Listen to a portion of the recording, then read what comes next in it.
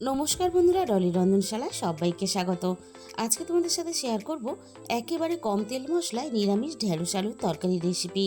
আর এইভাবে ঢেঁড়স আলুর তরকারি রান্না করলে গরম গরম রুটির সাথে খেতে দারুণ লাগে। আর তাছাড়া নিরামিষ দিনে গরম গরম ভাতের সাথেও খেতে ভালো লাগে। আর খুব কম সময়ে তোমরা কিন্তু এই রেসিপিটা ঝটপট বানিয়েও নিতে পারবে। আর এই রান্নার জন্য আমি এখানে 200 গ্রাম একেবারে কচি ঢেঁড়স নিয়েছি। আর এখন তো নতুন ঢেঁড়স, তাই খেতেও বেশ ভালো লাগবে। আর ঢ্যাঁড়সের গায়ে প্রচুর কিন্তু ধুলোবালি থাকে, আর সহজে কিন্তু বোঝাও যায় না। তাই ঢ্যাঁড়স কাটার আগে আমি 3-4 বার জল পাল্টে পরিষ্কার জলে খুব ভালোভাবে ধুয়ে নেব। আর ঢ্যাঁড়স কাটার আগে খুব ভালোভাবে ধুয়ে নিলে তাহলে রান্নাটা করতেও সুবিধা হয়। ঢ্যাঁড়স কাটার পরে ধুলে ঢ্যাঁড়সের যে পিচ্ছিল ভাবটা সেটা কিন্তু অনেকটাই বেশি হয়, আর তার জন্য রান্নাটা করতেও কিন্তু অনেকটাই অসুবিধা হয়। তাই ঢ্যাঁড়স কাটার আগে খুব ভালোভাবে ধুয়ে নিতে হবে। এবার আমি ঢ্যাঁড়সগুলোকে কেটে নেব। ঢ্যাঁড়সগুলো বেশ ছোট, তাই কিন্তু আমি গোটা গোটাই কেটে নেব। সমস্ত ঢ্যাঁড়স দেখো আমার কাটা রেডি হয়ে গেছে। এবার আমি দেখে নেব ঢ্যাঁড়সের ভিতরে পোকা আছে কিনা। এইভাবে একটু পিছন দিকটা দেখে নিলেই ফাঁকা দিক দিয়ে দেখা যাবে ঢ্যাঁড়সের ভিতরে পোকা আছে কিনা। সমস্ত ঢ্যাঁড়স এভাবে দেখে নিতে হবে। আর এই রান্নার জন্য আমি আগে থেকে একটা মাঝারি সাইজের আলু লম্বা করে একটু মোটা রেখে কেটে নিয়েছি। তাহলে চলো রান্নাটা আমি কিভাবে করেছি এবার সেটা দেখে নেওয়া যাক। প্রথমে আমি কড়াইয়ের মধ্যে চায়ের বড় চামচের 2 চামচ সর্ষের তেল দিয়ে দিলাম। এবার আমি তেলটাকে খুব ভালোভাবে প্রথমে গরম করে নেব। তেলটা খুব ভালোভাবে গরম করে নিয়ে প্রথমে আমি ঢেঁড়সগুলোকে ভেজে নেব। তার জন্য আমি তেলের মধ্যে সমস্ত ঢেঁড়সগুলোকে দিয়ে দিলাম। আর প্রথমেই কিন্তু আমি ঢেঁড়সের মধ্যে লবণ দেব না। প্রথমে ঢেঁড়সটাকে একটু হালকা লালচে করে ভেজে নেব, তারপরে আমি লবণ দেব। ঢেঁড়স আমি বেশ ভালোভাবে দেখো ভেজে নিয়েছি। ঢেঁড়সের গায়ে একটা ভাজার কালার চলে এসেছে। এবার আমি ঢেঁড়সের মধ্যে স্বাদ মতো লবণটা দিয়ে দেব। এবার আমি লবণ দিয়ে ঢেঁড়সগুলো নাড়াচাড়া করে আরও একটু ভালোভাবে ঢেঁড়সগুলোকে ভেজে নেব। 3-4 মিনিটের মতো নাড়াচাড়া করে আমি ঢেঁড়সগুলোকে বেশ ভালোভাবে ভেজে নিয়েছি। এর থেকে আর বেশি ভাজার দরকার নেই, তাহলে ঢেঁড়সের যে সবুজ ভাবটা সেটা নষ্ট হয়ে যাবে। তাই এবার আমি ভেজে রাখা ঢেঁড়সগুলোকে কড়াই থেকে নামিয়ে নিলাম। আবারও আমি কড়াইয়ের মধ্যে 1 চামচের মতো সর্ষের তেল দিয়ে দিলাম। এবার আমি তেলটাকে আবারও খুব ভালোভাবে গরম করে নিয়ে এবার আমি তেলের মধ্যে ফোড়নে দিয়ে দেব অল্প একটু কালো জিরে। কালো জিরের সাথেই আমি ফোড়নে একটা শুকনো লঙ্কা কুচি দিয়ে দিলাম। এবার আমি ফোড়নটাকে নাড়াচাড়া করে কয়েক সেকেন্ড ভেজে নেব।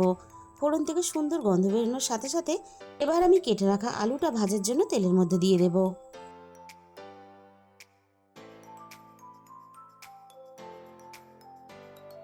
এবার আমি ফোড়নের সাথে আলুটা নাড়াচাড়া করে বেশ ভালোভাবে ভেজে নেব।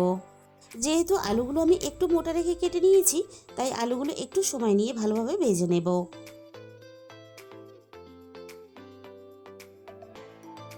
আলুগুলো আমি মিনিট 5-এর মতো নাড়াচাড়া করে বেশ ভালোভাবে ভেজে নিয়েছি।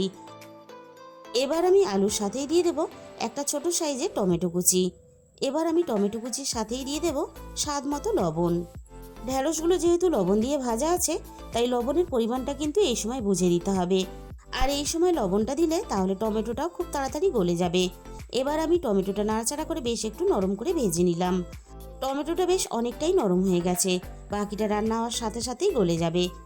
এবার আমি কড়াইয়ের মধ্যে অল্প একটু জল দিয়ে দেব, যাতে বাকি গুঁড়ো মশলাগুলো দেওয়ার সাথে সাথে পুড়ে না যায়। প্রথমে আমি দিয়ে দিলাম 1/2 চামচের একটু কম হলুদের গুঁড়ো, আর সাথেই আমি দিয়ে দেব অল্প একটু লঙ্কার গুঁড়ো। যেহেতু নিরামিষ রান্না, তাই কিন্তু খুব বেশি ঝাল হলে খেতে ভালো লাগবে না। আর রুটির সাথে কিন্তু খুব বেশি ঝাল হলে খেতে ভালো লাগে না। এবার আমি আলু আর মশলা একসাথে নাড়াচাড়া করে বেশ ভালোভাবে একটু সময় নিয়ে কষিয়ে নেব। মশলাটা আমি আলুর সাথে বেশ ভালোভাবে কষিয়ে নিয়েছি। এবার আমি ভেজে রাখা ঢেঁড়সগুলোকে দিয়ে দিলাম। আবারও আমি সবকিছু একসাথে নাড়াচাড়া করে আরও একটু ভালোভাবে কষিয়ে নেব। 3-4 মিনিটের মতো নাড়াচাড়া করে আমি সবকিছু একসাথে বেশ ভালোভাবে কষিয়ে নিয়েছি। রান্নাটা আরও একটু ভালোভাবে পাক হওয়ার জন্য আমি কড়াইটা একটু ঢাকা দিয়ে দিলাম। মিনিট 2-3 মতো আমি কড়াইটা ঢাকা দিয়ে দিয়েছিলাম। এবার আমি ঢাকাটাকে সরিয়ে নিলাম। মশলা থেকে দেখো খুব সুন্দরভাবে তেল ছেড়ে দিয়েছে। আমি আরও মিনিট খানেকের মতো একটু নাড়াচাড়া করে নিলাম। এবার আমি রান্নায় প্রয়োজন মতো জল দিয়ে দেব। যেহেতু আমি রুটির সাথে খাওয়ার জন্য এই রান্নাটা করছি, তাই কিন্তু আমি খুব বেশি জল দিলাম না। তোমরা যদি ঝোল রেখে রান্নাটা করতে চাও, তাহলে জলের পরিমাণটা হিসাব করে দিয়ে দেবে। আর এই রান্নাটা একটু ঝোল রেখেই করো বা মাখা মাখা করেই করো, রান্নাটা কিন্তু যেভাবেই করো না কেন খেতে বেশ ভালো লাগে। সব কিছু আমি একসাথে নাড়াচাড়া করে বেশ ভালোভাবে মিশিয়ে দিয়েছি। এবার আমি কড়াইটা ঢাকা দিয়ে ভালোভাবে রান্নাটা করে নেব। মিনিট 10-এর মতো আমি রান্নাটা বেশ ভালোভাবে করে নিয়েছি। এবার আমি কড়াইয়ের ঢাকাটাকে সরিয়ে নিলাম। এবারে আমি একটু নাড়াচাড়া করে দেখে নেব আলুগুলো বেশ ভালোভাবে সিদ্ধ হয়েছে কিনা। আলু বেশ ভালোভাবে সিদ্ধ হয়ে গেছে, আর ঢ্যাঁড়সও বেশ ভালোভাবে সিদ্ধও হয়ে গেছে, আবার গোটাও আছে। ঢ্যাঁড়স কিন্তু এর থেকে বেশি সিদ্ধ হয়ে গেলে তাহলে গলে যাবে আর রান্নাটা খেতে ভালো লাগবে না। ঠিক এরকম করেই রান্নাটা করে নিতে হবে। সব শেষে আমি এখানে 1 চামচ ভাজা জিরের গুঁড়ো দিয়ে দিলাম। শুকনো খোলায় জিরেটা ভেজে আমি আগেই গুঁড়ো করে রেখেছিলাম। আর এরকম হালকা একটু ঝোল রেখে কিন্তু আমি রান্নাটা করে নিলাম।